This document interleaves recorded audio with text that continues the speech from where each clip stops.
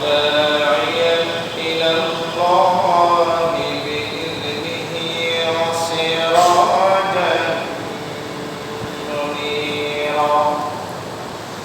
أما بعد فقد قال الله تعالى في كلامه المجيد والفرقانه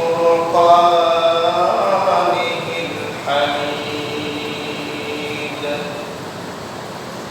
أعوذ بالله من الشيطان الرجيم. بسم الله الرحمن الرحيم.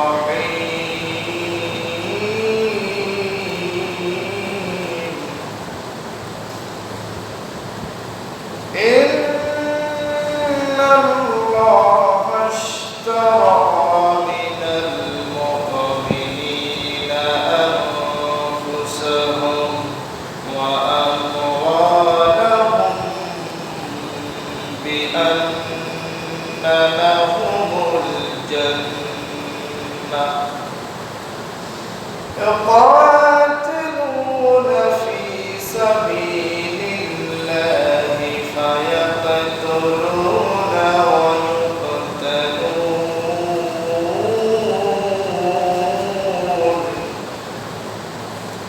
وعدا عليه حقا في التوراة والإنجيل والقرآن. ومن أوفى بعهده من الله فاستبشروا ببيعكم الذي بايعتم به وذلك هو الفوز العظيم.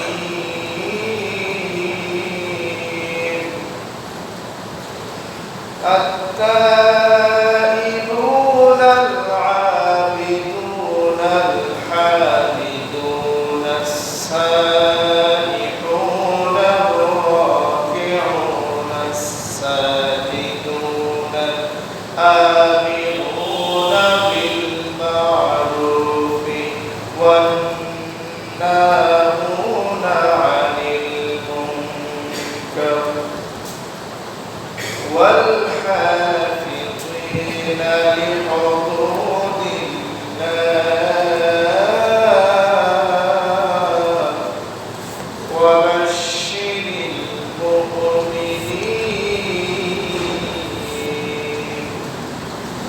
صدق الله العظيم. وقال تعالى في شأن حبيبه مخبرا وآمرا: إن الله وملائكته يصلون على النبي يا أيها الذين آمنوا صلوا عليه وسلموا تسليما. اللهم صل على محمد وعلى آل محمد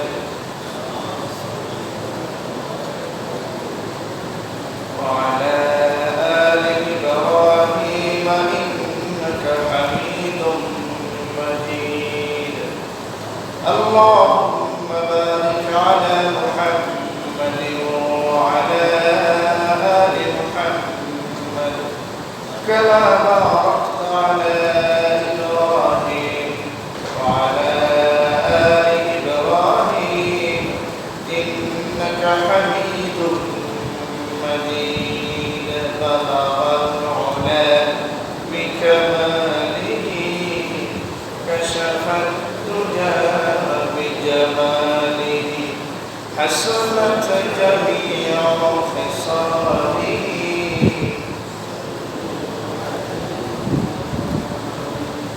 कदमों में तेरे गिरता, गलियों में तेरी फिरता, कदमों में तेरे गिरता, गलियों में तेरी फिरता, गाहे जारे जाने लूटा, गाहे बेकार होता, बगवने बिजमालिही कशफत तुजा बिजमालिही हसनत जमीअ फिसालिही।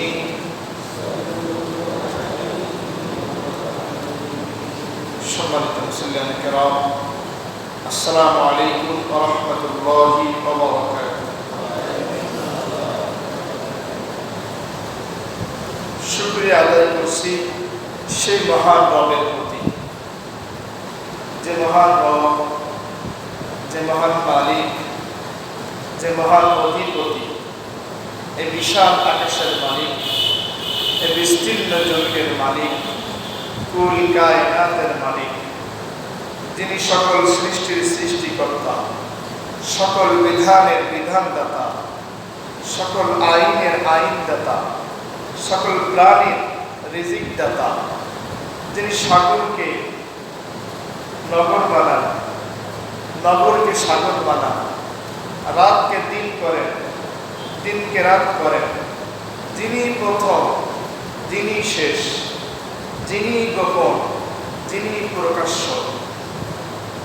সেই মহান সত্তা, আমাদের সৃষ্টিকর্তা, সেই মহান সৃষ্টিকর্তার নাম কি? সেই আল্লাহর প্রতি আমাদের সকলের শুকরিয়া এবং সুজুদ। সকলে বলছি আলহামদুলিল্লাহ। রব্বানা লাকাল হামদ হামদান কাসীরান তাইয়িবান মুবারাকান ফীহি। হৃদয়ের সকল আবেগ, অনুভূতি, ভালোবাসা একত্রিত করে সেই নবীর প্রতি দুরূদ এবং সালাম পেশ করছি, যে নবী এসেছিলেন পথহারা, পথভোলা মানুষের জন্য পথের দিশাদানকারী হিসাবে, যিনি এসেছিলেন অসহায়, নির্যাতিত, নিষ্পেষিত মানবতার কল্যাণের জন্য, যে নবী ছিলেন এতিমের বন্ধু, অসহায় মানুষের একান্ত আপনজন, প্রিয়জন, যিনি যার পর জীবনটা কাটিয়েছেন উম্মতের কল্যাণে, মানবতার কল্যাণে, সে বিশ্ব নবীর প্রতি আমাদের সকলের ভক্তিভরা দুরূদ এবং সালাম। সকলে বলছি সাল্লাল্লাহু আলাইহি ওয়াসাল্লাম। মাগফিরাত কামনা করছি পৃথিবীর প্রথম থেকে আজ পর্যন্ত সত্যের পক্ষে, মিথ্যার বিপক্ষে, ন্যায়ের পক্ষে, অন্যায়ের বিপক্ষে, ধর্মের পক্ষে, অধর্মের বিপক্ষে, নৈতিকতার পক্ষে বা অনৈতিকতার বিপক্ষে, আল্লাহর দ্বীনে, আল্লাহর জমিনে আল্লাহর দ্বীনকে বাস্তবায়ন করার জন্য যারা পৃথিবীর প্রথম থেকে যুগে যুগে আজ পর্যন্ত সংগ্রাম করেছেন, লড়াই করেছেন, শহীদ হয়েছে, আমরা আল্লাহর কাছে প্রার্থনা করছি এই সমস্ত শহীদদের জন্য আল্লাহ তাআলা জান্নাতের সর্বোচ্চ মাকাম দান করেন। সকলে বলছি আল্লাহুম্মা আমিন। সম্মানিত মুসল্লিয়ান কিরাম, যারা গত জুমায় আমরা ছিলাম, না ঘুমিয়ে আলোচনা মনোযোগ দিয়ে শুনেছিলাম, অন্তত একটু কথা মনে থাকার কথা যে গত জুমায় কি বিষয় আলোচনা হচ্ছিল বা আলোচনার বিষয়টি কি ছিল, এটি কি আমাদের মনে আছে? আওয়াজ নেই কেন? মনে নাই? দুই একজনের থাকতে পারে, ম্যাক্সিমাম লোকের মনে নাই। আমাদের যাদের বয়স 60 বছর হয়েছে, 60 বছরের থেকে আপনি এত বছর ধরে জুমার আলোচনা শুনেছেন, তো যদি কোনো আলোচনা মসজিদ থেকে বাইরে বের না হয়, তাহলে সেই আলোচনা আমাদেরকে কি করলেন বয়ে নিয়ে আনতে পারে? সেই আলোচনায় আমাদের লাভটা কি হবে? যারা আমরা ব্যবসা করি, যদি 1-1.5 ঘন্টা ব্যবসার ভিতরে থাকতাম, একটু লাভ হতো না? লাভ হতো? লাভ তো হতো। আমাদের ভ্যান চালক আছে, ভ্যান চালাই রাস্তার রোডে ঘাটে, যদি 1 ঘন্টা ভ্যান চালাই, আর যদি প্রত্যেকবারে লোকদের 3-4 জন করে, লাভ হবে না? লাভ হবে। তাহলে 1-1.5 ঘন্টা ভ্যান না চালিয়ে ব্যবসা না করে, কাজকর্ম না করে, দুনিয়ার সব কাজকে ফেলে রেখে আল্লাহর ঘরে এসে বসেছি, যদি লাভ না হয় বসলাম কেন? লাভ ছাড়া কি মানুষ চলে? চলে? চলে না। তাহলে আমরা 1 ঘন্টা এখানে, আধা ঘন্টা 45 মিনিট, পুরোপুরি 1-1.5 ঘন্টা আমরা নামাজের ভিতরে থাকবো। এখানে এতটুকু সময় বসে বাইরে চলে যাচ্ছি, কিন্তু কিছু কথা, কোনো শিক্ষা যদি আমরা বাইরে না নিয়ে যাই তাহলে বসাটা ফলপ্রসূ হবে না। 60টা বছর বসেছেন, এ বসায় কল্যাণ হলো কই? উপকার হলো কই? 60টা বছর আপনি হায়াত পেয়েছেন, যদি 50টা বছরে প্রত্যেক মাসে 4টা থেকে 5টা করে জমা পাওয়া যায়, যদি এরকম এতগুলি জমা আপনি প্রত্যেকটা জমা থেকে একটা করে শিক্ষা নেন বা একটা করে নীতি আপনি অবলম্বন করেন, যে আজকে জমা থেকে আপনি বেশি না, তোর বেশি হয়ে গেছে, আজকে জমায় বেশি না, আমি একটা শিক্ষা নেব, সে শিক্ষাটি নিয়ে বাড়ি যাব। যদি এরকম 60টা জমা আমরা আসি, 60টা শিক্ষা পেয়ে যাব। এই নিয়তে বসতে হবে। এই নিয়তে আসলে, বসলে, শুনলে উপকার হবে। আমরা কি পারবো এই নিয়তে বসতে সবাই? ঘুম আসবে না তো? দেখেন আশপাশে কোন ব্যক্তি ঘুমাচ্ছে, কোন মুসল্লি ঘুমায়, খেয়াল করবেন। ঘুম আসলে হবে না, ঘুমানোর আলোচনা করলে হবে না, বা ঘুমানোর শ্রোতা হলেও হবে না, ঘুমানোর বক্তা হলেও হবে না, ঘুমালে হবে না, খুব মনোযোগ দিতে হবে। আমরা গত জুমায় যে বিষয়ে কথা বলছিলাম, সূরাতুত তাওবা 111 নম্বর এবং 112 নম্বর আয়াত থেকে। এই আয়াত ছিল মুমিনের জীবনের লক্ষ্য উদ্দেশ্য। একজন মুমিনের জীবনের লক্ষ্য উদ্দেশ্য কি হওয়া উচিত এবং লক্ষ্য এবং উদ্দেশ্যকে বাস্তবায়ন করার জন্য কি কি কাজ করা উচিত, এটি ছিল আমাদের গত জুমার আলোচনা।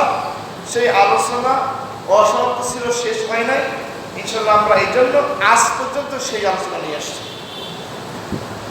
সম্মানিত উপস্থিতি, গত জুমায় আমরা 111 নম্বর আয়াতে আলোচনা করছিলাম। আল্লাহ তাআলা বলছিলেন, আল্লাহ তাআলা বলেছেন, ইন্নাল্লাহা আশতারা মিনাল মুমিনিনা আনফুসাহুম ওয়া আমওয়ালাহুম বিআন্না লাহুমুল জান্নাহ।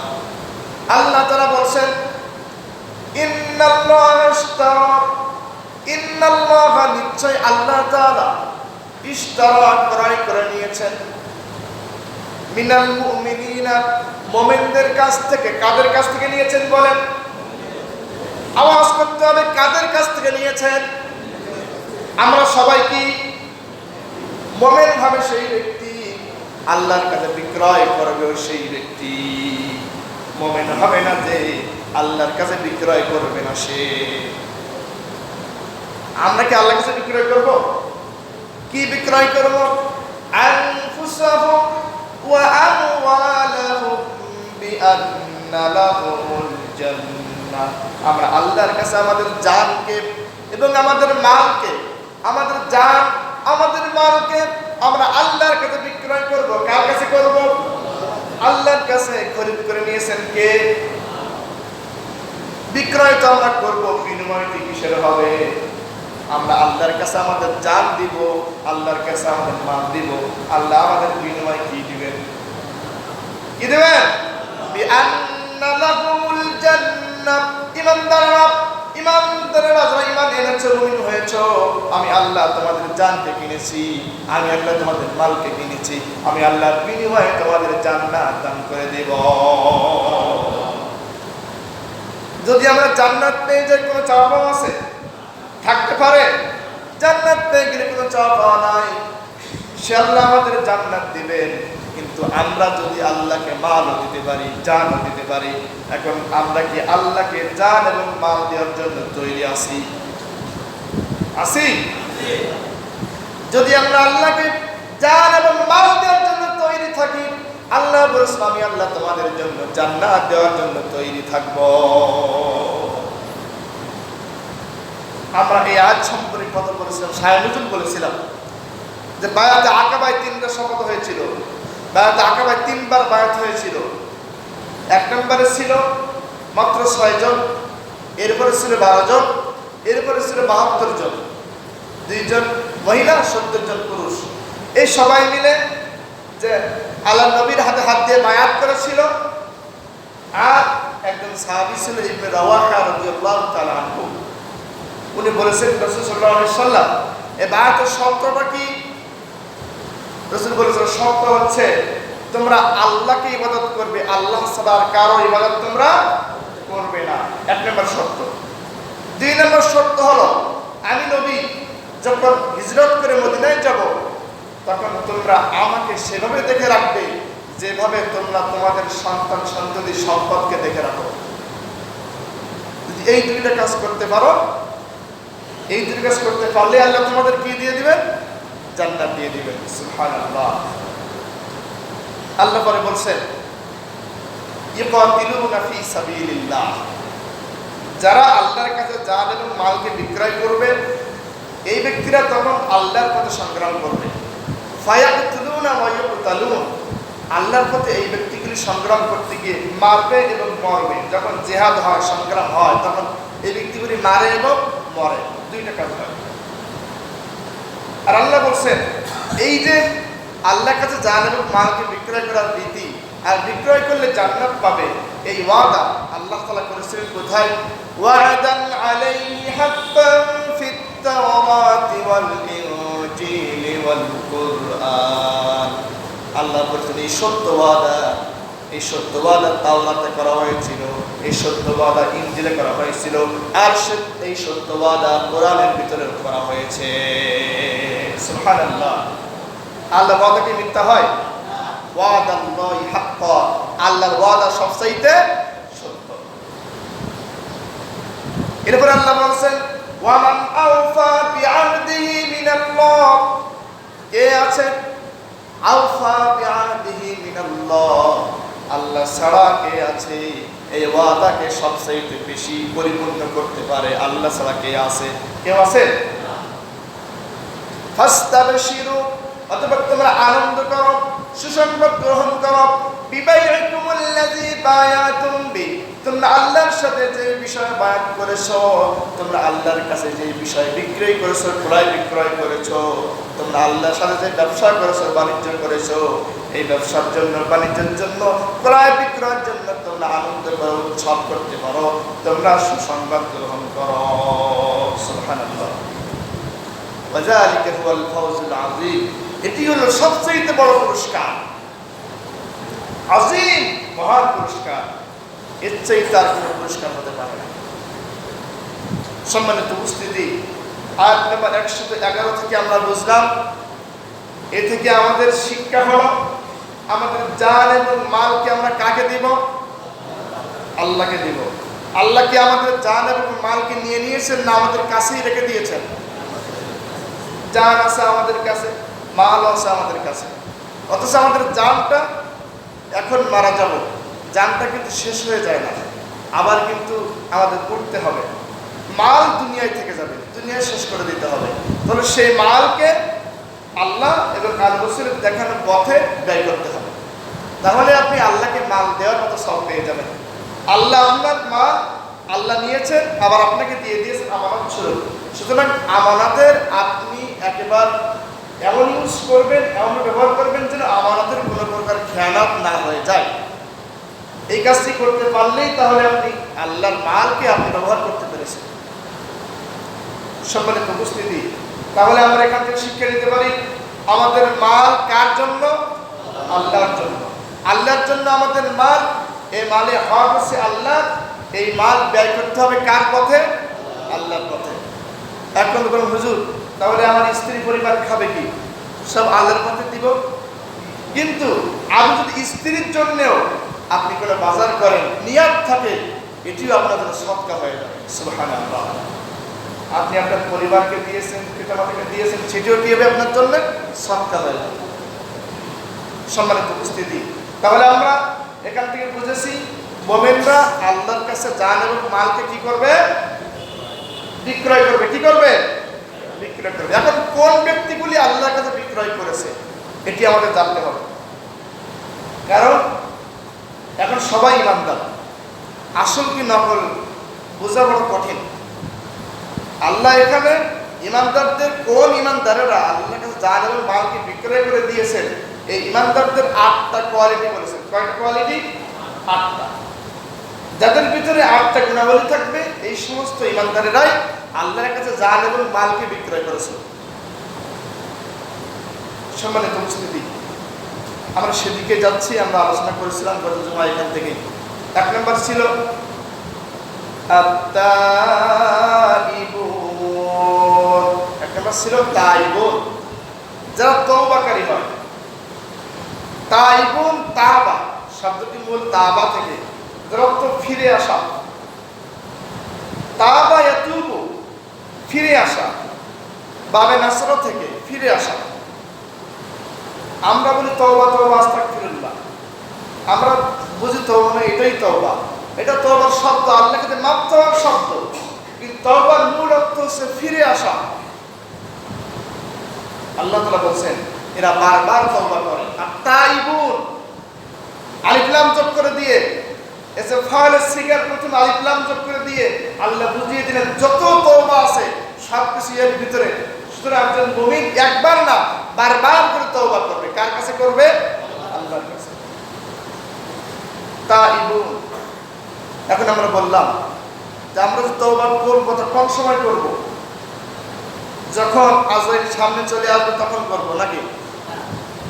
একেবারে মৃত্যুর সময় এসে বলবো তওবা করো তওবা করো, আর হচ্ছে না, ওই সময় কি তওবা? আল্লাহ বলেছেন না, তা করলে হবে না। ওয়ালাইসাতিত তাওবাতু লিল্লাযিনা ইয়ামালুনাস সাইয়্যাতি হাত্তা ইযা হাদারা আহাদাহুমুল মাউত ক্বালা ইন্নী তুবতুল আনা ওয়ালাল্লাযিনা ইয়ামুতুনা ওয়া হুম কুফফার উলাইকা আ'তাদনা লাহুম আযাবান আলীমা। আল্লাহ তাআলা বলেন ওই ব্যক্তির তওবা কবুল করা হবে না যখন তার মৃত্যু চলে আসে, ওই সময় তওবা করে।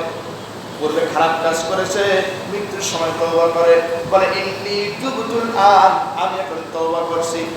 ওয়াল্লাযীনা ইয়ামুতুনা হুম কুফফার, যখন সেই ব্যক্তির মৃত্যুর সময় আসে ওই সময় কিন্তু তার তওবা কবুল করা হবে না। মৃত্যুর সময় তওবা করলে হবে? মৃত্যুর আগে তওবা করতে হবে। ইন্নামাত তাওবাতু আলাল্লাহি লিল্লাযীনা ইয়ামালুনা আস-সুআ বিজাহালাতিন সুম্মা ইয়াতুবুনা মিন করিবিন ফাউলাইকা ইয়াতুবুল্লাহু আলাইহিম ওয়া কানা আল্লাহু আলীমান হাকীমা। আল্লাহ সুবহানাহু ওয়া তাআলা কি সুন্দর করে বলে দিলেন, ইন্নামাত তাওবাতু আলাল্লাহি লিল্লাযিনা ইয়ামালুনা আস-সুআ বিজাহালাতিন, ওই ব্যক্তিদের তওবা কবুল করা হবে যে ব্যক্তিরা অজ্ঞতাবশত খারাপ কাজ করে ফেলে। অজ্ঞতাবশত করতে চাই নাই, হয়ে গিয়েছে। সুম্মা ইয়াতুবুনা মিন করিবিন, অতঃপর সেই ব্যক্তিগুলি তওবা করবে। ভুল হয়ে যাবে সঙ্গে সঙ্গে তওবা করবে, নাকি ভুল হবে আজকে তওবা করবে 1 বছর পরে? হবে? ভুল হবে যখন বুঝতে পারবে, যখন তওবা করবে তখন। ভুল হয়ে গেল, বুঝতে পারলো, তওবা করবে। আর তওবা করবে মানে কেমন তওবা করবে? আল্লাহর কাছে ওয়াদা করবে, আল্লাহ ভুল করেছি, ভুলের জন্য অনুতপ্ত হতে হবে, লজ্জিত হতে হবে।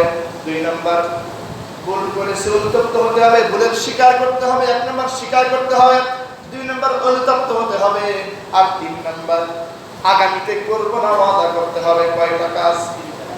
খুব মনোযোগ দিবেন। কয়টা কাজ? 3টা।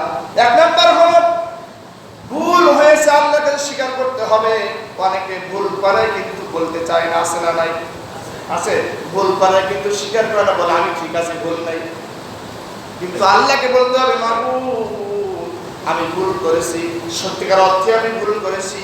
1 নম্বরে ভুলের স্বীকৃতি দেওয়া, 2 নম্বর অনুতপ্ত হওয়া, লজ্জিত হওয়া আল্লাহর কাছে, আর 3 নম্বর আর কোনোদিন ভুল করব না, এই কাজ আর কোনোদিন করব না, আল্লাহর কাছে ওয়াদা করা। কয়টা কাজ হলো? এই 3টে কাজ করবে তারা, প্রকৃত তওবা হবে তাদের। আর এই তওবা যারা করে আল্লাহ সম্পর্কে বলেছেন, ইল্লা মান তাবা ওয়া আমানা ওয়া আমিলা فأولئك يبدل الله سيئاتهم حسنات وكان الله غفورا رحيما الله أكبر বলেন আল্লাহ তাআলা বলেন ইল্লা মান তাবা যে ব্যক্তিগুলি তওবা করে ওয়া আমানা ওয়া আমিলা আমালান সালিহা তওবা করার পরে কি আমল করে না খারাপ আমল তওবা করার পরে ভালো আমল করে আগে মদ পান করতো না মদ পান করে আল্লাহকে যে তওবা করেছে আল্লাহ আমি আর মদ পান করব না সকালে তওবা করলো মদ পান করব না বিকালে গিয়ে আবার মদ পান করলো কাজ হবে সকালে জেনা করে জেনা থেকে ফিরে এসে তওবা করলো খালিস নিয়তে আল্লাহকে দু চোখের পানি ফেললো আবার বিকালে গিয়ে খারাপ কাজ করলো লাভ হবে না হবে না হবে না হবে না আল্লাহ বলেছেন ওয়া আমিলা আমালান সালিহা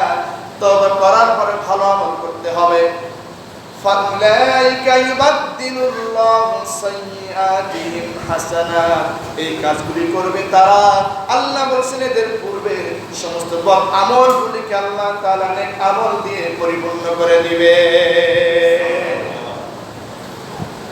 বদ আমলগুলি কি হয়ে গেল সব ভালো আমলে পরিণত হয়ে গেল সেই তওবা করতে হবে আর তওবা না করলে কি হবে আল্লাহ কে ওয়া মান লাম ইয়াতুব ফাউলাইকা হুমুজ জালিমুন আর যে ব্যক্তিগুলি তওবা করে না এরাই হচ্ছে প্রকৃত জালেম বারবার খারাপ কাজ করে কিন্তু তওবা করে এরাই কি জালেম কে বলছেন আল্লাহ বলছেন হুজরাত আয়াত নাম্বার 11 সম্মানিত উপস্থিতি তাহলে আমরা এখন বুঝলাম আমাদের কি তওবা করার দরকার আছে না নাই কি ঘুমাচ্ছেন নাকি আছে না নাই দেখেন তো আশপাশে ঘুমাচ্ছে কে এবার বুঝবেন তাহলে তওবা করতে হবে আর আমরা বলছিলাম একজন সাহাবী তিনজন সাহাবী অপরাধ করেছিল যুদ্ধে যায় নাই মনে আছে সে ঘটনা এটা হাদিস আমরা বলছিলাম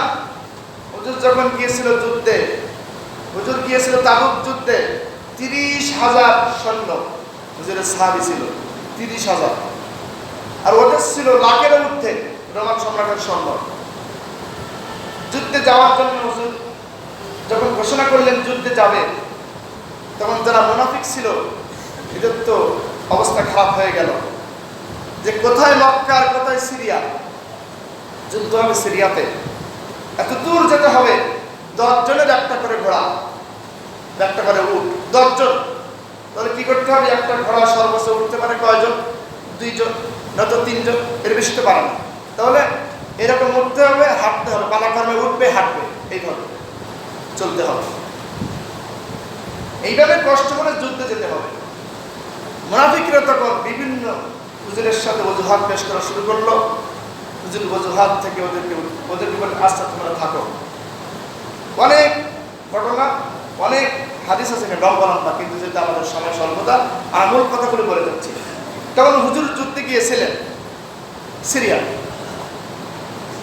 মোট যুদ্ধে যাওয়া এবং আসা মক্কা থেকে সিরিয়া পর্যন্ত যাওয়া আসা মিলে মোট সময় ছিল 50 দিন কয়দিন 50 দিনের পথ যাওয়া আসা মিলে সবটাই যখন হুজুর সিরিয়াতে উপস্থিত হলো তখন যে রোমান সম্রাট ছিল সে শুনলো যে আল্লাহর নবী নিজেই এই যুদ্ধের সেনাপতি ওরা তখন ভয়তে যুদ্ধ না করেই চলে গেল সুবহানাল্লাহ বিনা যুদ্ধে তাবুক যুদ্ধ ওখানে জয় হয়ে গেল হুজুর ফিরে আসলেন যখন ফিরে আসলেন এই সময় আমরা বলেছিলাম 80 জন মুনাফিক কয়জন 80 জন মুনাফিক হুজুরের কাছে গিয়ে কি করলো ওজুহাত পেশ করলো যে আমার এই সমস্যা কত রকম ওজুহাত দেয়া যায় এটা কিন্তু সত্য না মিথ্যা অজুহাত ছিল আর মুমিন যে ব্যক্তি হবেন ইসলামের কোন কাজে সেই ব্যক্তি কোনো অজুহাত খাটাতে পারবে না মুনাফিকরা অজুহাত পেশ করলো অজুহাত যখন পেশ করলো হুজুর তখন বলেন আচ্ছা এদের অবস্থা কি আল্লাহ জানে যাও তোমাদেরকে ছেড়ে দিলাম মজার কথা হলো এই যে 80 জন লোক ছিল অধিকাংশ মুনাফিকরা একজন ছিল যুবক কয়জন যুবক আর সবগুলি বৃদ্ধ বয়সে মোটামুটি পরিণত বয়সে শেষ বয়সে আর একটা মুনাফিকও গরিব ছিল না, সবকটা মুনাফিক ছিল ধনী। কোন মুনাফিক গরিব নেই, সব ছিল ধনী এবং এলাকার ভিতরে প্রভাবশালী ব্যক্তিত্ব। 80 জন মুনাফিক। এই মুনাফিকগুলি সব হুজুরের কাছে বলে চলে গেল। আর সাহাবী ছিল কয়জন? 3 জন। একজন নাম ছিল কাব বিন মালিক, মুররা বিন রাবিআ, হিলাল ইবনে উমাইয়া। 3 জন সাহাবী। এই 3 জন সাহাবী যুদ্ধে যায় নাই। কাব বিন মালিক যায় নাই কেন? ওনার ঘোড়া ছিল। উনি বলেছেন ঠিক আছে আজকে না কালকে যাব। আচ্ছা ঠিক আছে, আমি তো রেডি আছি, আমি ইনশাল্লাহ কালকেই রওনা দিব। এইরকম করে শুধু অপেক্ষা করছিল বা ঘোরাচ্ছিল যে যাবো, তো আমার তো বিয়ের কাছে যাবো। আর মুররা বিন রাবিআ, ওনার তখন ছিল ফসলের সময়, ওই সময় ছিল ফসল কাটার ধুম। ওনার যে খেজুর ছিল কেবল পাকবে ভাবার অবস্থা। বলছে ঠিক আছে খেজুর এখন দেখে যাব, উনি এর জন্য যান নাই। আর হিলাল ইবনে উমাইয়া উনি ছিলেন পরিবার থেকে আলাদা। ওনার পরিবার আসছে অনেক দিন পরে, যে 2 বছর পরে স্বামী স্ত্রী সন্তান মিলিত হয়, মায়া বাড়ে না কমে? অনেকদিন পরে দেখা, এই দেখা থুই আবার যেতে হবে যুদ্ধে। ওনারা তখন চিন্তা করেন আমরা তো বদর যুদ্ধে গিয়েছি, আমাদের ইমানের কোনো ঘাটতি নাই, অনেকেই তো যাচ্ছে, আমরা একটু থেকে যাই। অনেকেই তো নামাজ পড়ছে, আমরা একটু থাকি, এরকম করা কি যাবে? যাবে না। ওনারা কিন্তু যুদ্ধে যান নাই। ওনারা তখন বাড়িতে থেকেছিলেন, 3 জন থাকলেন, অবস্থান করলেন। হুজুর যুদ্ধে গেলেন, 50 দিন থাকলেন, যুদ্ধে জয়ী হলেন, ফিরে আসলেন। 80 জন লোক অজুহাত দিয়ে ওরা চলে গেল। এবার গিয়েছেন কাব বিন মালিক, গিয়ে বলছেন হুজুর আমি সত্য কথাই বলবো, আমি কোনো মিথ্যার আশ্রয় নিব না, আমি সত্যি আমি যুদ্ধে যাই না, এই সমস্যা আমার কোনো কারণ না, আমি এমনি যুদ্ধে যাই নাই। এরকম করে উনি যখন বললেন তখন হুজুর বলেন আচ্ছা ঠিক আছে তুমি যাও। আর যারা সাহাবীদেরকে বলে দিলেন তোমরা কাব বিন মালিককে সালাম পর্যন্ত দিবা না। কাব বিন মালিককে বয়কট করে দেওয়া হলো। উনি যখন বাড়িতে যাচ্ছেন, বাড়িতে যাওয়ার পরে আসলে লোক বলছে তুমি কি পাগল নাকি? উমুক লোক অজুহাত দিয়ে চলে এসেছে, উমুক লোক এই কথা বলে পার পেয়েছে, আর তুমি এই কথা বললেন না কেন? তুমি যা সত্যতাই বলে এসেছো কেন? উনি কিছু বললেন না, মন তখন খারাপ।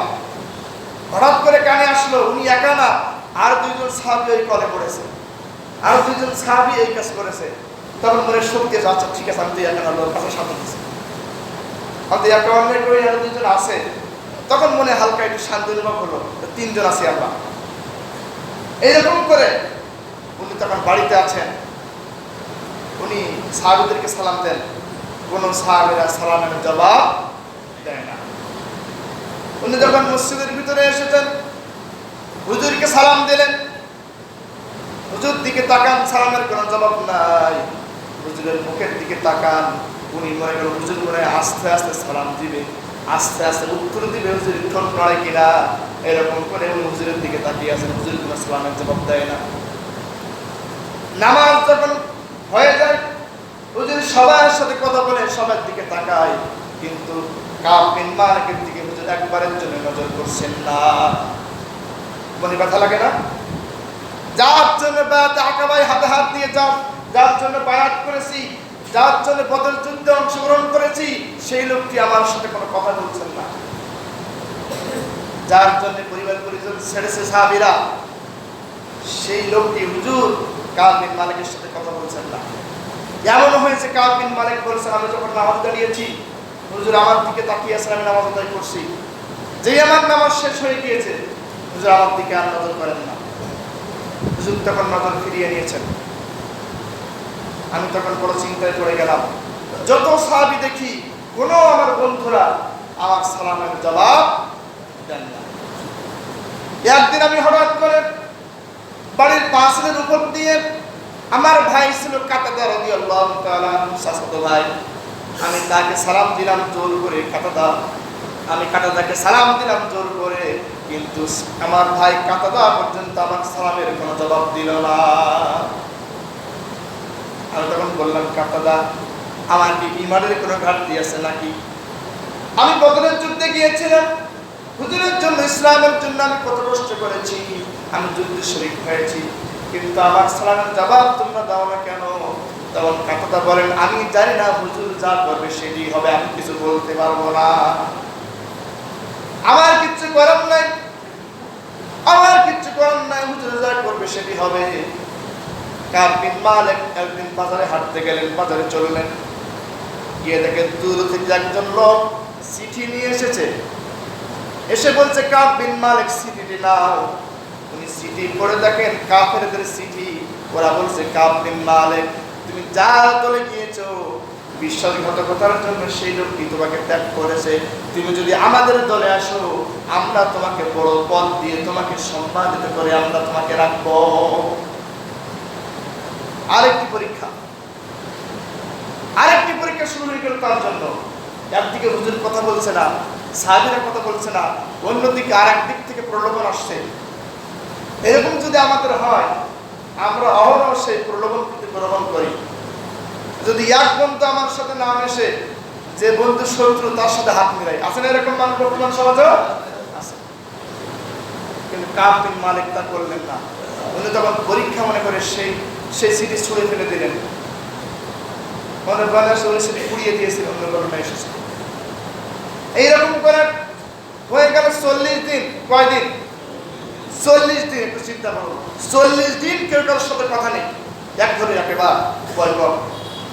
যখন 40 দিন হয়ে গেল, হুজুর ঘোষণা করলেন, সাহাবীরা কাব বিন মালিক, হিলাল ইবনে উমাইয়া, মুররা বিন রাবিআ, তিনজনকে বলে দাও এরা যেন স্ত্রীকে বাড়ি থেকে আলাদা করে দেয়, এদের ঘরে যেন স্ত্রী এদের সঙ্গে আর থাকবে না। পরীক্ষা শুরু হয়ে গেল আরেকটা। স্বামী থেকে স্ত্রী পৃথক করে দিল।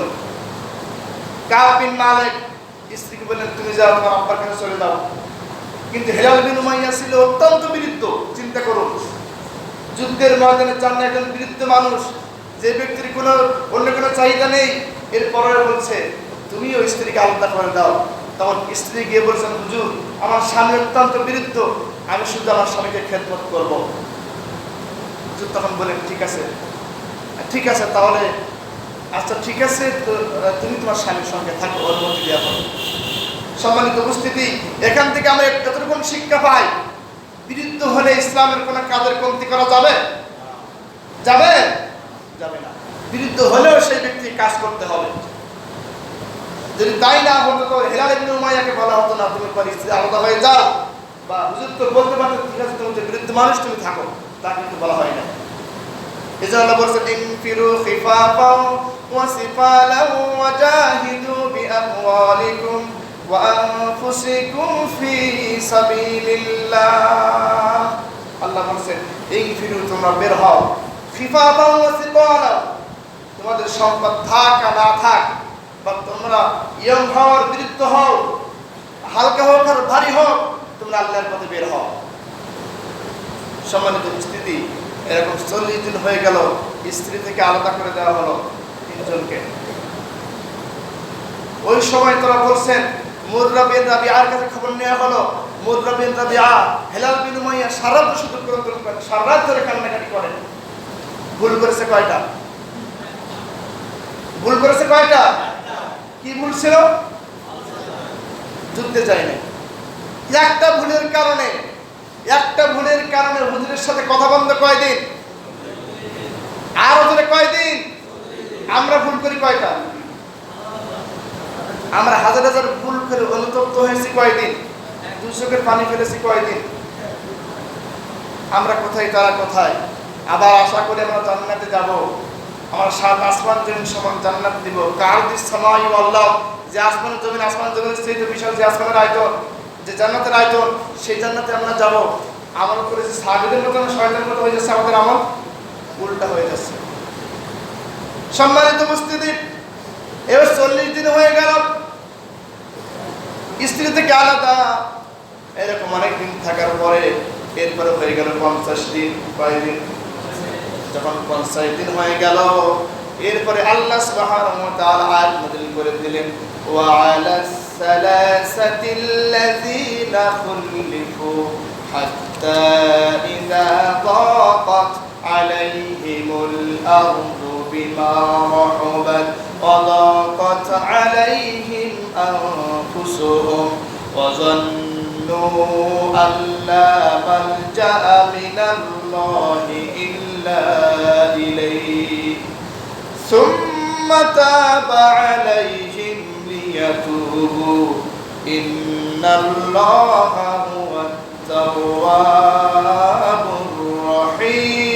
الرحيم الله أكبر আল্লাহ তাআলা বলেন ওয়ালা সালাসাতিল্লাযিনা খুলিফু ওই তিনজনের তওবা কবুল করা হয়েছে খুলিফু তাদের জন্য ঝুলন্ত রাখা হয়েছিল হাত্তা ইদা দাকাত আলাইহিমুল আরদ এমন ঝুলন্ত রাখা হয়েছিল বিমা রাহাবাত ওয়াদাকাত আলাইহিম আনফুসুহুম জমিন ছিল প্রশস্ত জমিন ছিল বিস্তার জমিন কিন্তু ওদের জন্য ছিল সংকীর্ণ জমিন বড় হয়ে যাওয়ার পরেও ওই তিনজন সাহাবীর জন্য জমিনটা ছিল সংকীর্ণ তার মানে সব কিছু চলছে স্বাভাবিক কিন্তু ওই তিনজন চলছে অস্বাভাবিক কথা বলেন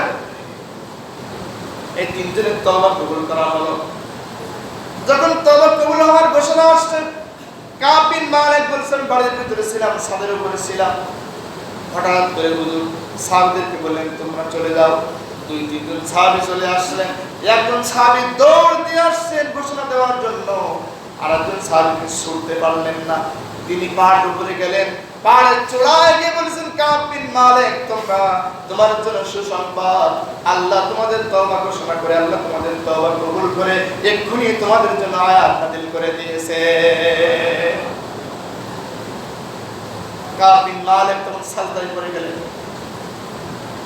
সাজদায় পড়ে গিয়ে চোখের পানি ফেলে দিয়ে বলছেন আল্লাহ আজকের দিনটার জন্য আমরা অপেক্ষায় ছিলাম আশপাশে ঘোষণা হলো আরো তিনজন সাহাবীকে যে তোমাদের তওবা ঘোষণা করো ও সাহাবীরা তোমাদের তওবা কবুল করা হয়েছে তোমরা হুজুরের কাছে চলে এসো সম্মানিত উপস্থিতি 50 দিন তারা কষ্ট করেছে আমরা যে গুনাহ করেছি আমরা বারবার গুনাহ করছি আমাদের এই গুনাহ থেকে বাঁচার জন্য আমরা অনুতপ্ত হয়ে আমরা কি একদিনও চোখের পানি ফেলতে পেরেছি উচিত কিনা ফেলানো চোখের পানি আমাদের জন্য সম্মানিত উপস্থিতি এবারে কাব বিন মালিক এক দৌড় দিলেন দৌড়ে তিনি বাড়ির ভিতরে চলে দৌড়ে হুজুরের কাছে গিয়ে হাজির হয়েছেন গিয়ে দেখেন হুজুরের মুখ আর কালো নেই হুজুর তখন হযরতে কাব বিন মালিককে মুস্কি হাসি দিয়ে উজ্জ্বল চেহারায় কাব বিন মালিককে হুজুর ডাক দিলেন আর প্রতিমধ্যে হযরত ওমর ছিল সামনে দাঁড়িয়ে হযরত ওমর কাব বিন মালিককে বুকে জড়িয়ে নিয়ে বলেন কাব বিন মালিক তোমার তওবা কবুল হয়েছে তোমার জীবন সত্য তোমার শানে আল্লাহ তাআলা নাযিল করেছে সম্মানিত উপস্থিতি হুজুর তখন কাব বিন মালিককে তিনজন সাহাবীকে হুজুরের সামনে নিলেন হুজুর এদের জন্য দোয়া করেন আজকে জীবনটা তোমার আজকে দিনটা তোমাদের জন্য শ্রেষ্ঠ দিন এর চাইতে তোমাদের জন্য আর কোনো শ্রেষ্ঠ দিন হতে পারে না তখন বললেন যে হুজুর আমি যুদ্ধে যেতে পারি নাই আমার জন্য কাফারা কি হবে আমার তওবার অংশ হচ্ছে আমার যত সম্পদ আছে আমি সব সম্পদ আমি আল্লাহর রাস্তায় ওয়াকফ করে দেব দান করে দেব সুবহানাল্লাহ খুশিতে তওবা কবুলের খুশিতে হুজুর বললেন না তোমার সব সম্পদ দরকার নাই হুজুর ঠিক আছে আমার একটি অংশ বাদে আমি যে অংশ পেয়েছিলাম খাইবার যুদ্ধে সেই অংশটি বাদে আমার যে সম্পদ আছে আমি সব সম্পদ আমি আল্লাহর রাস্তায় দান করে দিব সুবহানাল্লাহ মুরতাবিদা বলেন হুজুর আমিও করব আমি এই ফসলের জন্য আমি যুদ্ধে যেতে পারি নাই এই ফসল আমিও আল্লাহর রাস্তায় দান করে দিব হুজুর বললেন না তুমি 3 ভাগের 1 ভাগ আল্লাহর রাস্তায় দান করে দাও সুবহানাল্লাহ সম্মানিত উপস্থিতি এটি ছিল সাহাবীদের তওবা এটি ছিল তাইবুন এটি ছিল বায়াত আকাবার শপথ এটি ছিল মুমিনের কাজ তোমার একটি অন্যায় করলে সে অন্যায়ের জন্য বারবার অনুতপ্ত হবে বারবার নিয়ত করবে আশা করবে আল্লাহ আমাদের কখন মাফ করবে আল্লাহ মাফ করেছেন কিনা এই নিয়তে থাকবে সম্মানিত উপস্থিতি আমরা আজকে এখান থেকে আমরা বুঝতে পারি আমাদের কি তওবা করা লাগবে কি লাগবে না কথা বলেন একবার না বারবার আল্লাহ নবী করতেন তিনি 70 বার থেকে 100 বার তাহলে আমাদের তার চেয়ে বেশি করতে হবে কোনো কাজ করলে সেই কাজ থেকে ফিরে যদি আমরা খারাপ কাজ করি ফিরে আসতে হবে, যদি আমরা ভালো কাজ করি সে ভালো কাজ আল্লাহর কাছে বলতে হবে আল্লাহ ভালো কাজটা কবুল করো, এবং আমাদের জান এবং মাকে কাকে দিতে হবে? আল্লাহকে। আমরা বলেছি 8টা কোয়ালিটি। কয়টা কোয়ালিটি? 8টা। আমরা বলেছি একটা, 1 নম্বরে কি ছিল? তাইবুন, তওবাকারী। সম্মানিত উপস্থিতি, যে আলোচনা আমরা করেছি, যে কথা আমরা বলেছি, আমরা এই কথা বুঝে আমল করতে পারি। আল্লাহ তৌফিক দান করুন। সকলে বলছি আল্লাহুম্মা আমিন। ওয়া মা তাওফীকি ইল্লা বিল্লাহ। সকলে সুন্নাত পড়ি।